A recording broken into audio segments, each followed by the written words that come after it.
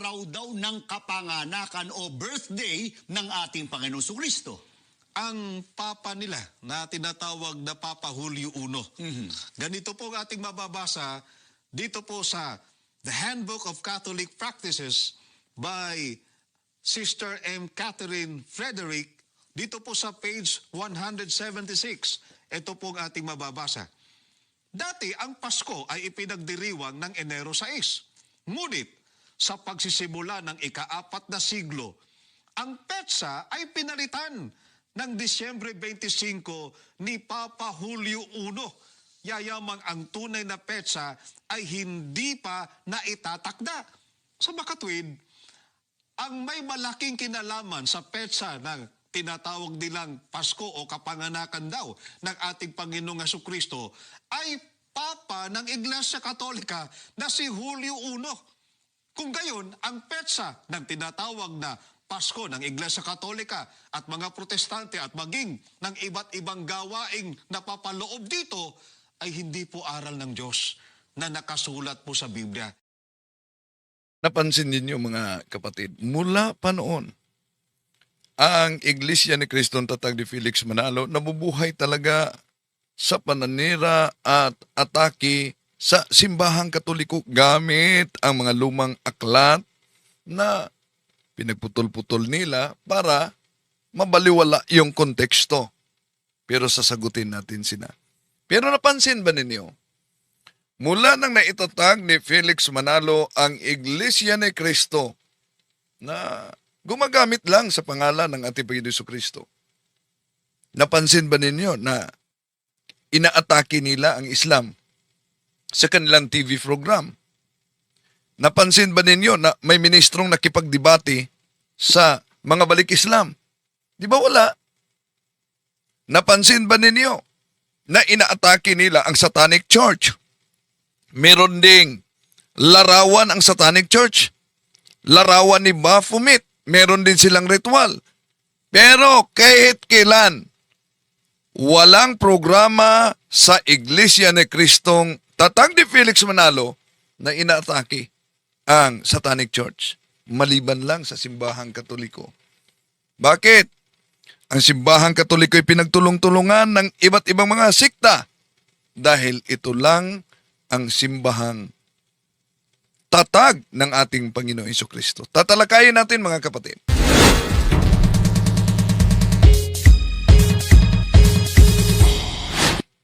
Kumusta? Welcome. Ito inyong lingkod, Brad Windel Talibong, muling magkasama ninyo sa pagkakataong ito. At sa mga suki nating taga-subaybay, welcome po sa lahat. Huwag kalimutang i-subscribe ang Factbusters PH. Nasa link natin sa descriptive title. At ang pangalawa natin channel, Pananampalataya at Katwiran, nasa link din.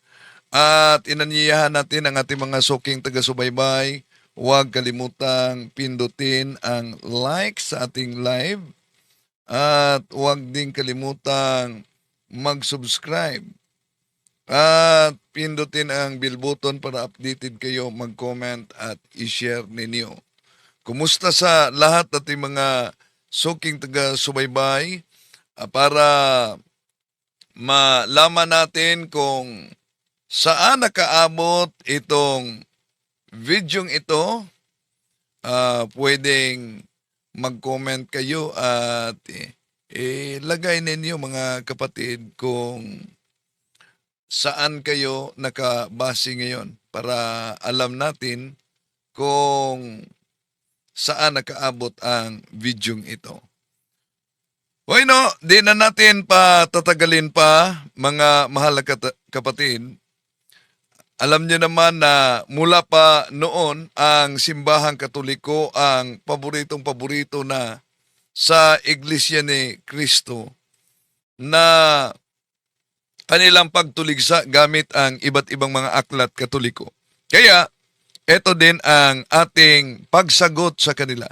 Una, ginamit nila ang aklat ng isang madre. Kung sino lamang ang nagtakda, pansinin po ninyo, sino lamang ang nagtakda ng December 25 bilang araw daw ng kapanganakan o birthday ng ating Panginoong Kristo. Sandali Etong aklat na ito ang ginagamit Sino nila. lamang ang nagtakda, pansinin po ninyo, sino lamang ang nagtakda ng December 25 bilang araw daw ng kapanganakan o birthday ng ating Panginoong Kristo? Ang papa nila na tinatawag na Papa Julio I. Ganito po ang ating mababasa dito po sa The Handbook of Catholic Practices by Sister M. Catherine Frederick, dito po sa page 176. Ito po ang ating mababasa. Dati ang Pasko ay ipinagdiriwang ng Enero 6. Ngunit sa pagsisimula ng ika-4 na siglo, ang petsa ay pinalitan ng Disyembre 25 ni Papa Julio I. Yayamang ang tunay na petsa ay hindi pa naitatakda. Sa makatwid, ang may malaking kinalaman sa petsa ng tinatawag nilang Pasko o kapanganakan daw ng ating Panginoong Jesucristo ay Papa ng Iglesia Katolika na si Julio I. Kung gayon, ang petsa ng tinatawag na Pasko ng Iglesia Katolika at mga Protestante at maging ng iba't ibang gawaing napapaloob dito ay hindi po aral ng Diyos na nakasulat po sa Biblia. Sino lamang ang nagtakda, pansinin po ninyo, Okay. Ito ang problema sa mga tinatawag na sola scriptura o Bible alone. Pag di daw nakasulat sa Biblia, hindi aral ng Diyos. E di ibalik natin sa kanila. Bakit nakasulat ba sa Biblia na si Felix Manalo'y anghel? Bakit nakasulat ba sa Biblia na dapat ipagdiwang ang birthday ni Felix Manalo? Nakasulat ba sa Biblia na ipagdiwang lalo na ang araw ng kamatayan ni Felix Manalo? Nakasulat ba sa Biblia na ipagdiwang pati na ang birthday ni Eranio at Eduardo Malano? Kung ang argumento nila, pag di nabasa sa Biblia ay di aral ng Diyos, abay, ang dami nilang hindi aral ng Diyos. Halimbawa, ang paglagay ng logo sa Iglesia ni Cristo. Asan yan? Ha? Meron bang utos sa Biblia na ganyan ang logo at flag nila? O di? Kung ibalik natin sa kanila mga kapatid na hindi mabasa sa Biblia ay ibig sabihin, hindi aral sa Diyos. Hindi hindi aral ng Diyos galing sa kanila. Ito kasi ang aklat na binasa nila, isang madre, na si Sister Maria Catherine Frederick, sa pahina 176, nagkanayon. Ito ang pahayag. Formerly, Christmas was celebrated on January 6, but Pope Julius I, at the beginning of the 4th century, changed the date to December 25. Since the actual date is unknown, Christmas is a holiday of obligation all over the world. So ito ang ginamit nila sa kanilang pangangaral dahil may mabasang dito na since the actual date is unknown. Bakit niyong mga Katoliko, December 25, deklarasyon ng pala yan ng Papa ninyong si Papa Julio I. Kung ang batayan natin, mga kapatid, kalendaryo, sa kapanganakan ng ating Panginoon Jesucristo, totoo, wala tayong mabasa letra por letra, December 25, maliban lang sa concordance ng tinatawag na New English Version. Concordance lang yan. Pero sa mga talata, limited. Pero, bakit yon ang ipinagdiwang ng simbahang Katoliko? Lalo na idineklara ng Papa ng simbahang Katoliko. Ang kauna-unahang nakasulat sa record na naglalagay ng kapanganakan ng ating Panginoon Jesucristo sa December 25 ay mula ito sa chronograph sa 354 Anno Domini, isang liturgical na kalendaryo noon ding taong Anno Domini 336, mga kapatid. Makita natin yan sa kasaysayan. Pero ayon sa ilang mga historian, ang desisyon na ito ay sinasabing pinagtibay at idineklara ni Papa Julio I noong ika-4 na siglo. Pero kung ang mga ministro ni Felix Manalo, gumagamit sila ng aklat, Madring Katoliko pa, para suportahan yung kanilang pangangaral sa telebisyon. Tanong, kaugnay sa December 25, tatanggapin ba nila ang mga aklat?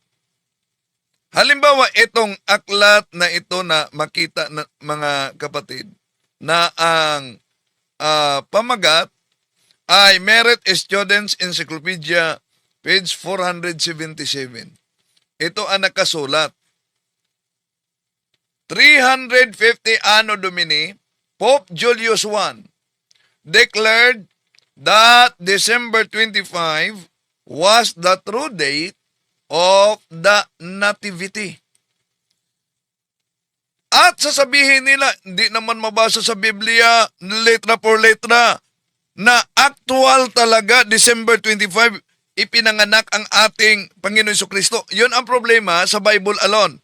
Pero tayo mga Katoliko, hindi tayo Bible alone.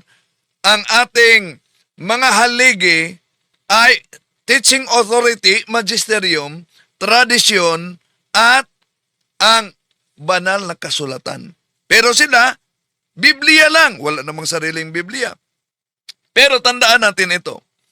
Kung walang nakakaalam sa araw ng kapanganakan ng ating Panginoong Hesukristo, bakit nakasulat kung anong taon gulang ang ating Panginoong Hesukristo noong sumama siya kay Santa Maria at San Jose sa pista? Bakit nakasulat kung anong taong gulang ang ating Panginoon Jesucristo noong nagsimula siya ng kanyang public ministry? Ha? Kung walang nakakaalam kung anong taong gulang ang ating Panginoon Jesucristo, di ibig sabihin, hindi alam talaga kung anong buwan o taon o araw siya ipinanganak. Pero kung sisilipin natin ang Biblia, sa Lucas Kapitulo 2:42, nang naglabing-dalawang taong gulang na siya, umahon sila patungo sa kapistahan ayon sa kaugalian. Ano daw?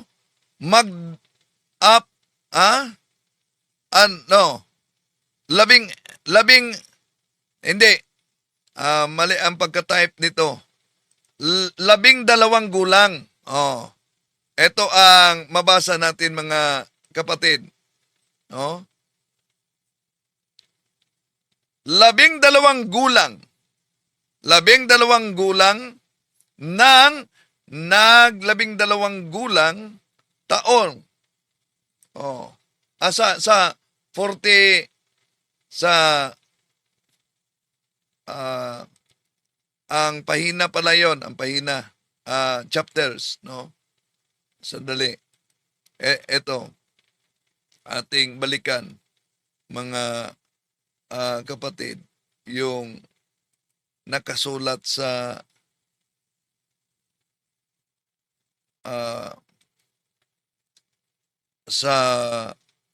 Lucas 2:42. Pansinin niyo ha. Lucas 2:42. Nang naglabing-dalawang taong gulang na siya, umahon sila patungo sa kapistahan ayon sa kaugalian. Oh. Ang tanong, dito binanggit kung anong taon ang ating Panginoong Hesus nung patungo sila at lumahok sa kapistahan. Kung sisilipin din natin ang Lucas Kapitulo 3, versikulo 23, sabi dito, at si Jesus din, nang nagsimula siyang magturo ay may gulang na 30 taon na anak ayon sa sinasampaha ni Jose ni Eli. So anong taon siya? Dito, nagsimula siyang magturo ay may gulang na 30 taon. Anong punto dito mga kapatid nang nabasa natin ang Lucas 2:42 na 12 gulang siya pumunta sa piyesta. Pagkatapos Lucas Kapitulo 3 versikulo 23, mabasa natin na 30 taon siya nung nagsimula siya sa public ministry. Ngayon, kung titingnan natin ang batayan, may calculation kasi ginawa mula pa sa early Christian, mga kapatid. May iba't ibang paliwanag kung bakit ang pagdiriwang Disyembre 25. May mga tinatawag na calculation mula pa man. Etong calculation hypothesis sa mga early Christians na nagsasabing ang ating Panginoong Hesus ay siya'y i-conceive sa Mahal na Birhen Maria, Marso 25. Yun ang piyetsa ng Annunciation. Kaya ang ika-siyam na buwan ay ang December 25 na ating pinagdiwang. Okay, balikan natin. Kung walang sino man ang nakaalam sa buwan at petsa, taon ng kapanganakan ng ating Panginoon Jesucristo dahil Bible alone sila, wala silang tradisyon, minsan gumagamit sila ng history, pero ang history ginawa nilang history. Wala silang apostolic tradisyon. So ang tanong, dahil anon ang actual date sa Bible, asan galing itong edad ng ating Panginoong Jesucristo na binanggit sa Lucas Kapitulo 2:42? Na 12 taong gulang siya sumama sa kaniyang mga magulang patungong piyesta. Saan galing at ano ang batayan kung walang sino mang nakakaalam sa araw ng kapanganakan ng ating Panginoon Jesucristo?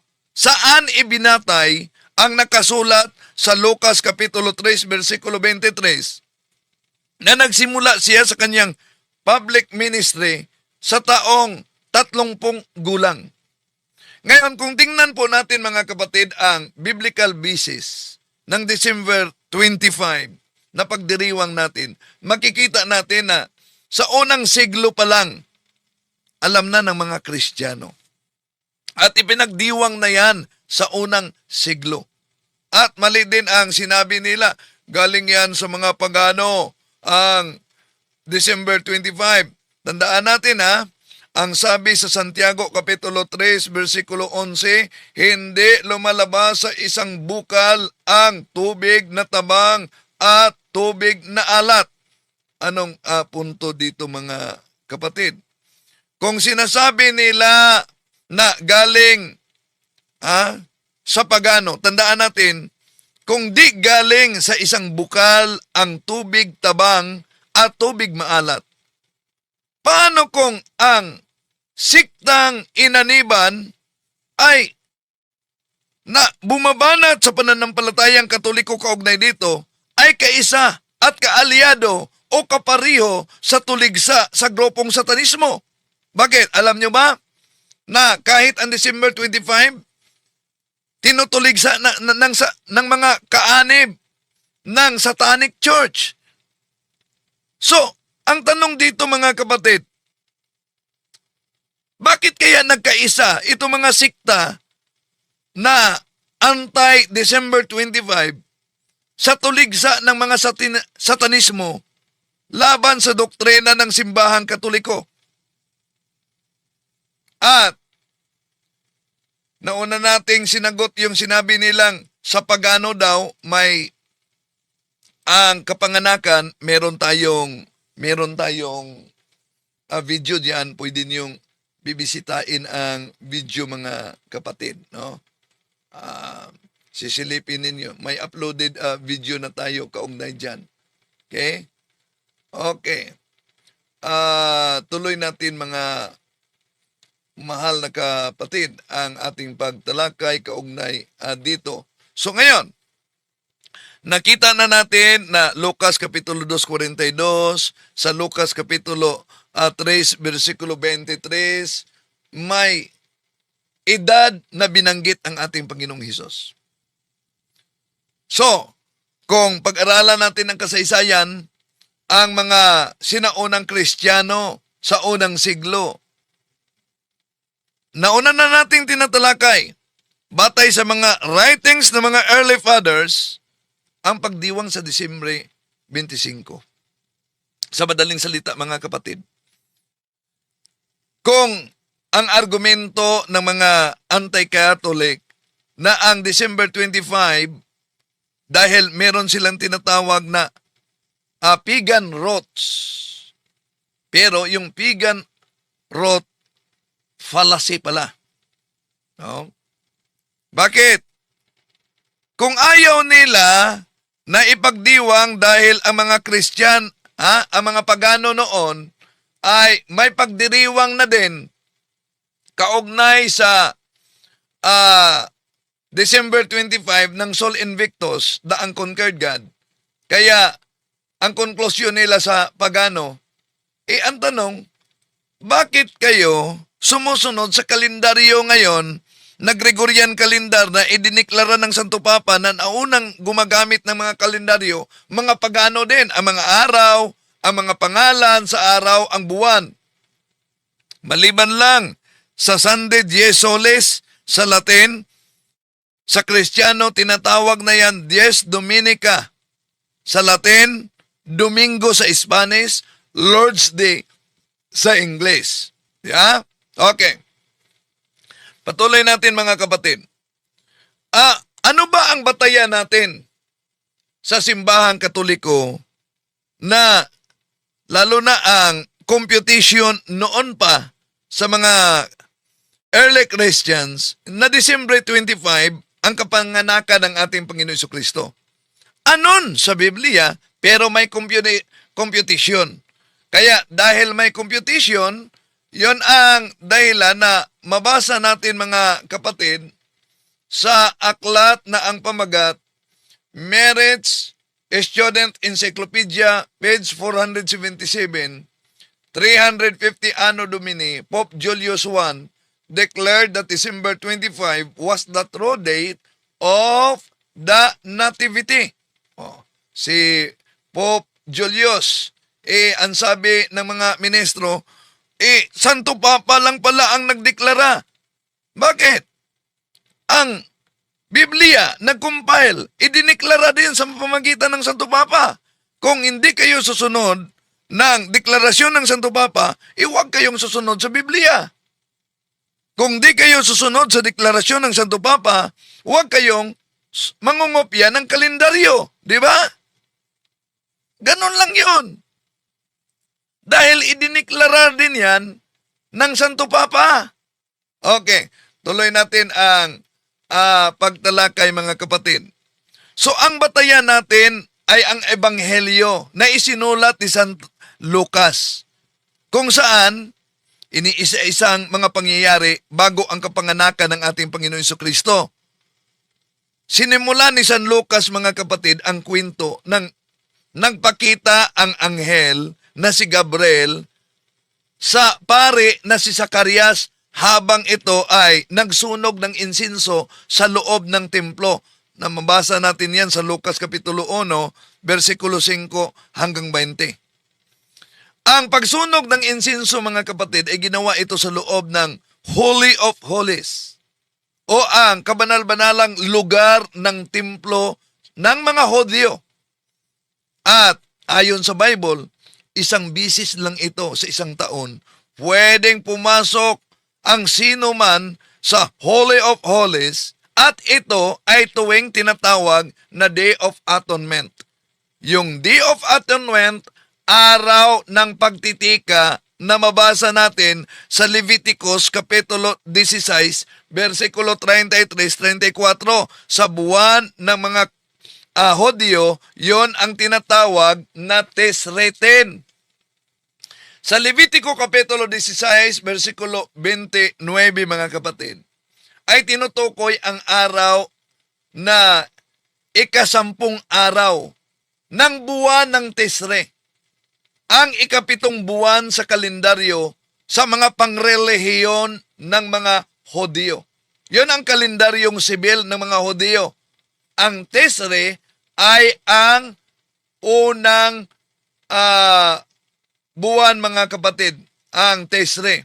So, kaugnay sa sinaunang kalendaryo na ginagamit ng mga Kristiyano, yung Julian calendar, ang Tisre 10 ay maaring pumatak ito sa September 1 at Oktubre 5. So, kaugnay sa pagsunog ni Zacarias ng insinso sa templo, tinataya na nangyari ito sa pagitan ng 6 BC at 1 BC, mga kapatid. Sa mga taong ito, ang Tisre 10 ay tumatapat sa kalendaryo na tinatawag na Gregorian, yung Julian calendar at Jewish calendar. No? Merong iba't ibang mga araw at na binanggit diyan. Pero tingnan natin ang pangyayari. Sa mga pitsang iyan, dalawa ang makita natin na napakalapit na pitsa na tugma sa ginawa ni San Zacarias. At ito ang Tisre 10. Tisre 10, mga kapatid, sa 3,756. Yon ang mga pangyayari. So, kung tingnan natin,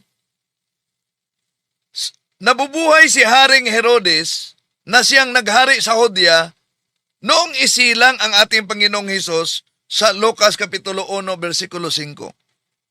At pinapatay ni Herodes ang lahat ng mga bata na sanggol sa Bethlehem at sa karating na lugar, di ba? Mabasa natin yan sa San Mateo Kapitulo 2, versikulo 16. Iyan ay layunin niya na patayin ang mga bata dahil gusto niyang mapatay ang batang Hesus. Hinahanap yan sa San Mateo Kapitulo 2, versikulo 1 hanggang 3.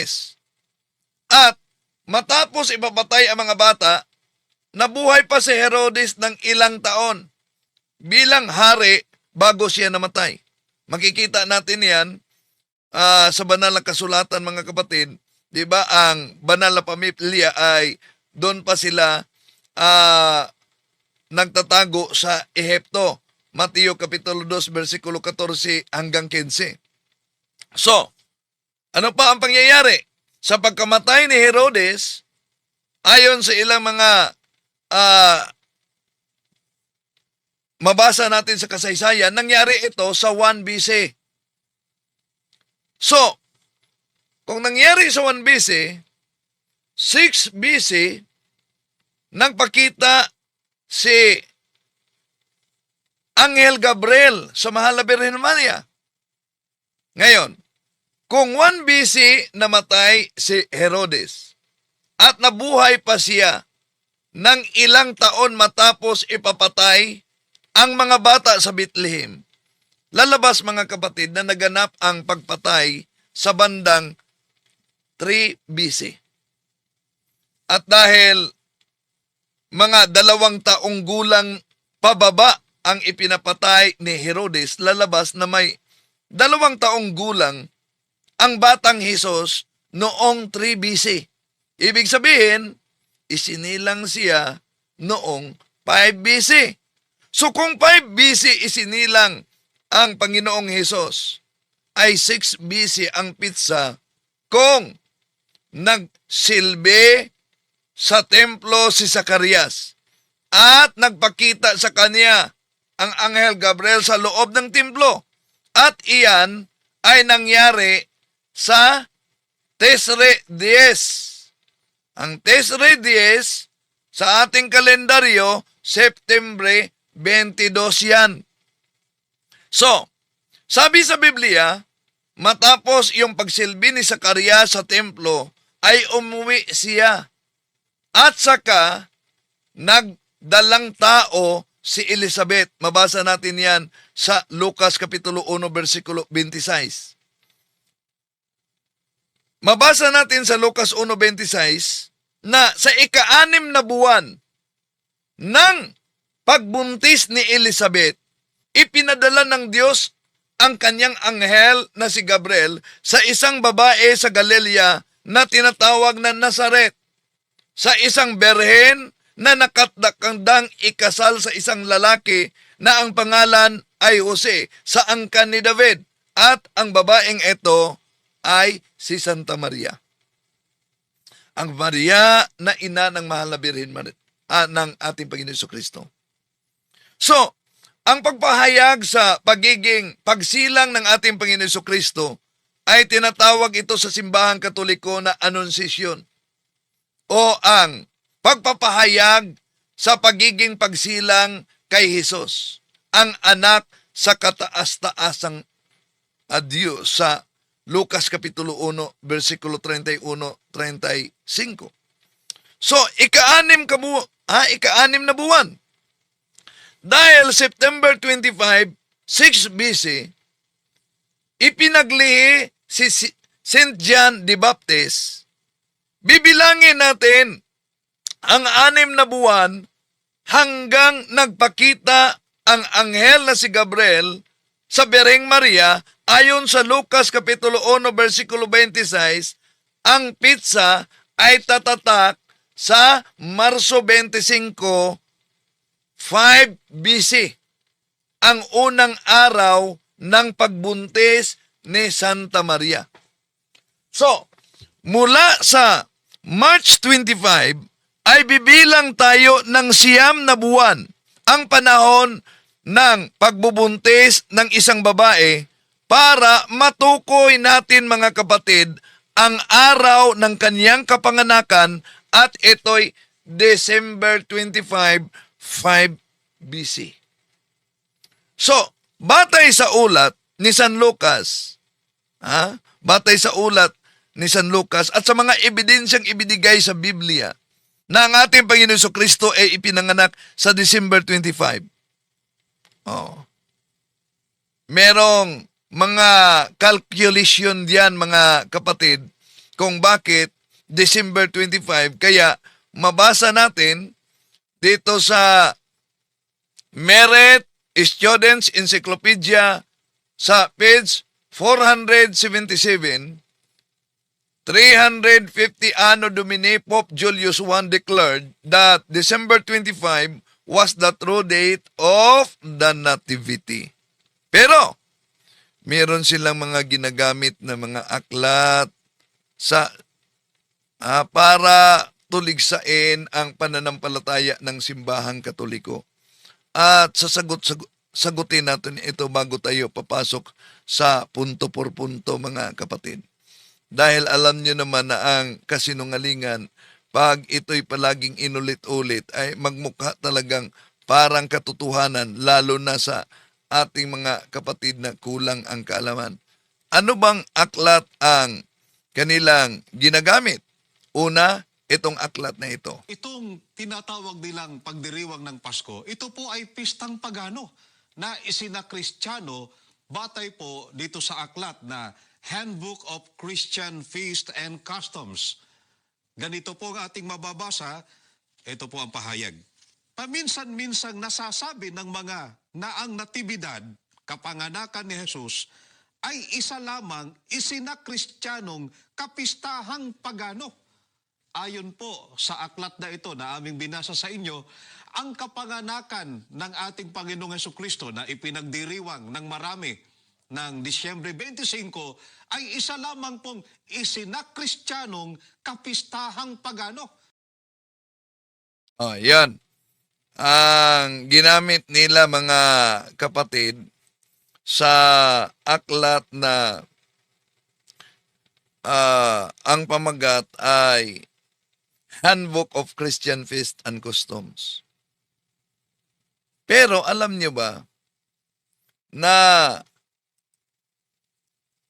ito ang nakasulat, pinutol ng ministro. Oh. Yun ang problema. Pakita ko sa inyo ang mga nakasulat. Ito ang problema mga kapatid. Pinutol ng ministro ito. Oh. Sandali Okay. Ito pala na ibang aklat ito. Ito. Ito ang binasa ng ministro. Ito ang binasa ng ministro. No?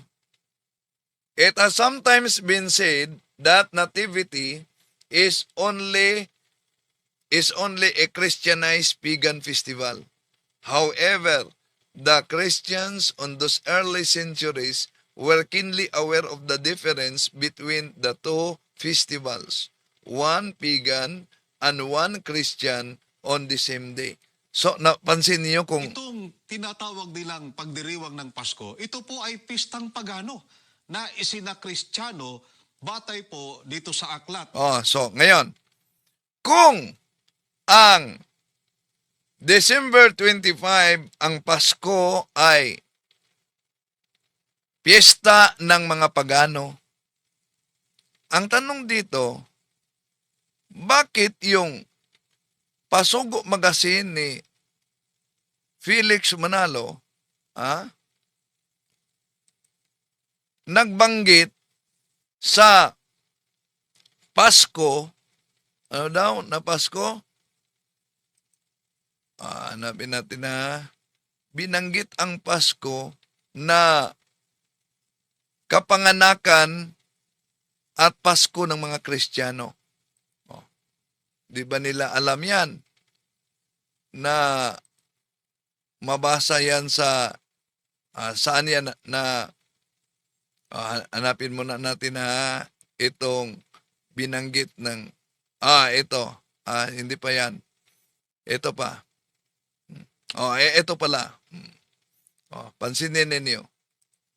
Kung sa pagano, bakit ang Pasugo, Disyembre 1952, pahina 6, isinulat ni Pedro Reyes Villanueva, nagsabi, ang Paskong Kristiyano kung may aginaldong dapat tanggapin, ito'y si Kristong sumilang sa bilin.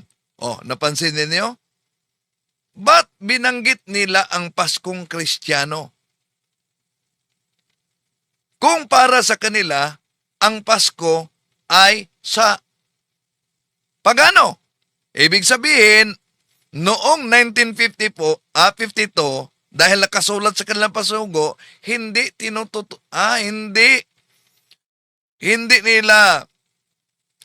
sila against sa Pasko dahil tinatawag nilang Paskong Kristiyano. Pero, pagtakbo sa ibang panahon, yun na, nagbago ang kanilang aral. Tinatawag na nila na Paskong pagano. O kung Paskong pagano, dapat di nila gamitin ang salitang Pasko ng Kristiyano. Nagkukontrahan ng kanilang pasugo. Ito pa sa Pasugo Magazine. Pasugo, December 1956, sa pahina 10 ni Emiliano Agustin, ang Pasko natin. Sumilang si Jesus sa abang sabsaban. Tinubos tayo, dilim ng buhay. Si Jesus ang ating Pasko, ang kapayapaang dapat matamo. Ba't sinabi nilang Pasko natin? Kung ang doktrina nila na ang Pasko ay sa pagano. O, di dapat nila sabihin Pasko natin. So, diyan pa lang mga kapatid, makita na natin na kung sa pagano talaga ang mismong paggamit sa salitang Pasko, bakit ginagamit sa Pasugo 1956? Ha? Eh di, gumagamit sila ng termino galing sa pagano kung ganun, mga kapatid. At hindi lang yan. Meron pang ilang aklat na ginagamit sila sa kanilang banat sa pananampalataya ng simbahang Katoliko. Grabe. No? Maliban sa pagputol-putol nila sa aklat na Christian Feast and Custom, ito pa na aklat mga kapatid, ginagamit din nila sa pag-atake sa pananampalatayang Katoliko. At dapat natin masagot talaga itong banat nila dahil alam mo niyo, ulitin ko, ang kasinungalingan, pag ito'y palaging inulit-ulit, magmukha talagang parang katotohanan, lalo na sa ating mga kapatid na kulang ang kaalaman. Anong aklat ang kanilang ginagamit? Okay, pakinggan ninyo. Ano-ano pa ang mga gawain sa tinatawag nilang Pasko na kinuha rin sa gawain ng mga pagano? Aba, yung paggamit nila ng kandila, kapatid na Michael at mga mahal na taga-subaybay, at yung tinatawag na Christmas tree, ayon po sa aklat na The Two Babylons or the Papal Worship by Alexander Hislop, sa page 97, ganito po ang ating mababasa. Ang mga kandila sa ilang bahagi ng Inglaterra na sinisindihan tuwing bisperas ng Pasko at ginagamit sa buong panahon ng pagdiriwang ay sinisindihan din ng mga pagano sa bisperas ng kapistahan ng Diyos ng Babylonia upang parangalan siya sapagkat isa sa mga mapagkakakilanlang kaibahan ng pagsamba sa kanya ay magkaroon ng mga sinindihang kandila sa kanyang mga dambana. Ang aklat na ginamit nila ay kay Alexander Hislop. Pero alam nyo ba na ang author na ito nag-renounce na sa kanyang isinulat pero ginamit pa sa INC. Pero sige lang, ay pagpatuloy natin mga kapatid yung paggamit nila sa naturang aklat, no? Ang The Two Babylons. Natural na lamang na nung di pa nag-renounce, napaka-anti-Catholic ito. So, referensya na ginamit ng mga ministro ni Felix Manalo, sa titulo pa lang, anti-Catholic source na. Kaya natural na lamang na ganyan negatibo at tulad sa kanila, grabe ang paninira sa simbahang Katoliko. Ngayon, kung sundin natin ang logic nitong mga anti-Katoliko na ang kandila ay sa pagano, edi lumalabas na pati na ang mga Hudyo sa pagano pala sa Old Testament. Bakit? Gumagamit sila ng kandila. Di ba alam nila yan? Ito, Job chapter 18 verse 6. The light shall be dark in his tabernacle, and his candle shall be put with him. Oh. So kung ang paggamit ng kandila, ang mga pagano gumagamit ng kandila, ang mga Hudyo gumagamit din ng kandila.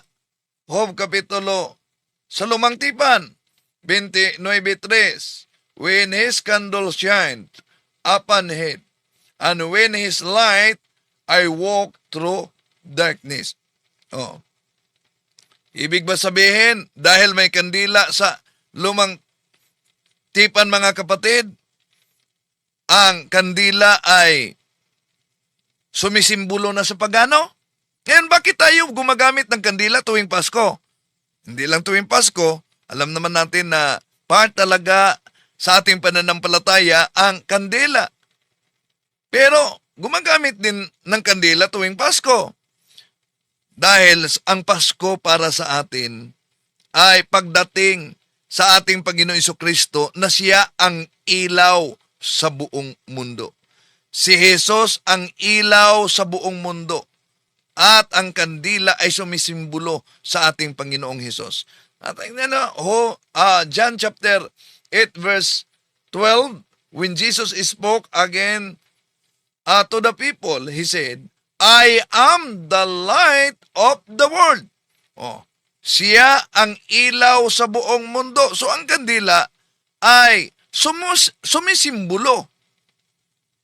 Dahil siya ang ilaw sa buong mundo ayon sa Juan Kapitulo 8, versikulo 12. Kaya, siya ang sumisimbolo bilang ilaw ng kandila. Kaya, yan ang dahilan kung bakit tayong mga Katoliko gumagamit ng kandila pag Pasko at sa mga pagdiriwang natin. Lalo na sa Pasko dahil ito'y pagsilang at pagdating sa liwanag ng mundo. Pero, meron pa silang ginagamit na aklat, Collier's Encyclopedia. Ano ba? Ano ito? Ito, pakinggan ninyo. Ano pa ang sinasabi nila tungkol sa Christmas tree, kapatid na Mabi? Dito po, basahin natin sa Collier's Encyclopedia, Volume 6, page 404. Ganito po ang ating mababasa. Itinuturing ng ilang otoridad ang Christmas tree na isang namalaging umiiral na labi ng pagsamba sa puno ng mga pagano at tinatalunton ito sa matandang Roma at Ehipto.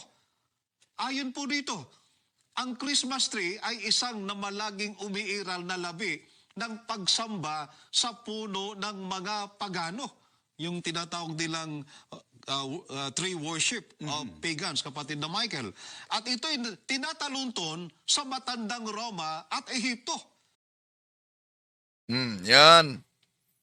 Ang binasa nila ang Collier's Encyclopedia, Volume 6, page 404, na ang sinabi, some authorities consider the Christmas tree a survival of pagan tree worship and trace it to ancient Roman and Egypt. Yun ang ginagamit nila mga kapatid. No? Para sabing Christmas tree ng simbahang Katoliko ay galing pala sa mga pagano. Hindi na unawaan talaga nila. Tuligsang-tuligsa ang binabasa. Hindi na unawaan yung kinukot nila na referensya, kaya ang resulta ay diferensya. Bakit? Nabasa diyan, some authorities consider, di ba? Itinuturing ng ilang mga otoridad. So anong ibig sabihin? Some authorities, ilang otoridad. Hindi po sinasabing all authorities, lahat ng mga otoridad. Sino naman yung mga otoridad na naniniwala ng Christmas tree sa pagano? Simple lang. Itong mga grupo na nagtuturo na mali ang selebrasyon sa December 25, mali ang Christmas tree.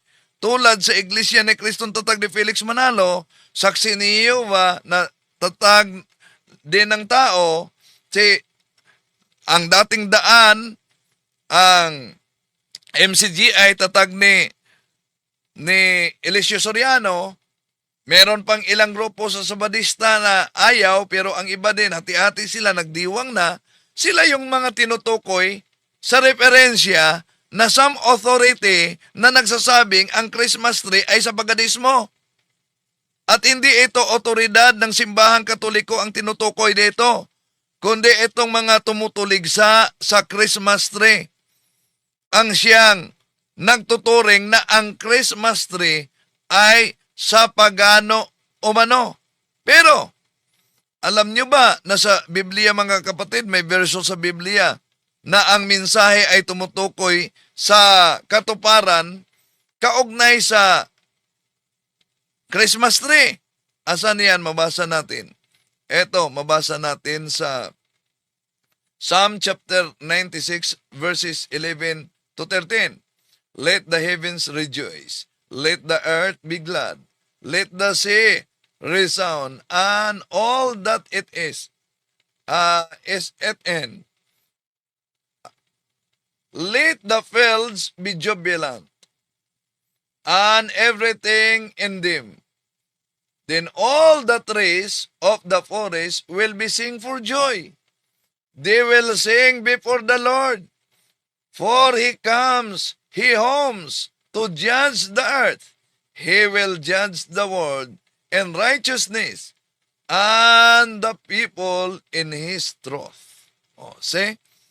Mabasa natin diyan, mga kapatid, Awit Kapitulo 96, 11, 13. Ang mensahe sa versong ito ay hinuhulaan ang pagdating sa Mesiyas tungkol sa ating Panginoong Jesucristo.